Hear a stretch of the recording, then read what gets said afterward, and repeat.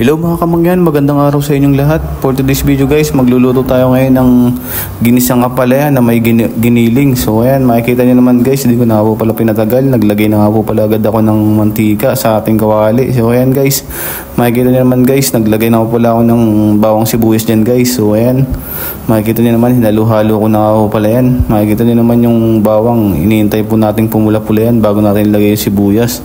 At ayan guys, hinalagay ko na rin pala yung sibuyas. So ayan, makikita nyo naman guys, inintay lang po nating maluto yung ating bawang na pumula-pula at yung sibuyas. So ayan nga guys, nilagay na po pala natin agad yung giniling dyan hanggang sa maluto yan guys, bago natin ilagay yung ampalaya. So ayan, makikita nyo naman guys, paunti-unti nating hinahalo yung ating giniling.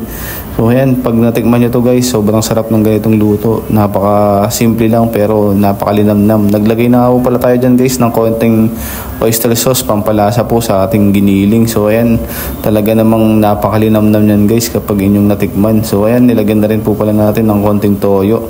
So ayan, hinalu-halo ko na po pala yan guys para manuot yung lasa sa giniling. At ayan guys, maya-maya nga lang islalagay na natin dyan yung ating ampalaya pagka naluto na yung ating giniling at lumambot na. So ayan, hindi na natin papatagalin, lalagay na nga po pala natin yung ating ampalaya para po hindi maging mapait yung ampalaya po natin. Kailangan po nating lamasin sa asin yung ating ampalaya para hindi po ganun kapait yung lasa ng ating ampalaya. Kasi syempre po kapag sobrang pait po ng ating ampalaya, yung mga bata po nating mga anak is may hirapang kainin yung ampalaya kasi marami pong bata ang hindi kumakain ng ampalaya.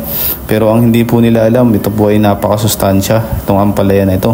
So ayan, hinalo-halo ko na nga po pala dyan guys yung giniling saka yung ampalaya para manuot yung lasa. Talaga namang hintayin lang po nating lumambot yan, talagang solve na po tayo dyan, talagang napakasarap nyan. Siyempre guys, hindi mawawala dyan guys, ampalaya yung lahaluan natin ng itlog. So siyempre yan yung ating typical na ginagawa kapag nagluluto tayo ng ampalaya. So ito nga guys is mas pina-special po natin siya. Lalagyan natin siya ng giniling saka itlog, itong ating ginisang ampalaya. So ayan, makikita nyo naman guys, medyo malambot na rin yung ating ampalaya saka yung giniling okay na. So ayan guys, nilagay na nga po pala natin itong itlog para manuot din yung lasa at mahalo na natin ng maayos itong ating ginisang ampalaya. So ayan, makikita nyo naman guys, hinalo-halo ko na nga po pala yan. Intayin lang po natin dyan guys maluto yung itlog sa ating ampalaya kasi yung ampalaya is goods na yan, malambot na, saka yung giniling. So ayan, makikita nyo naman okay na siya guys. So maraming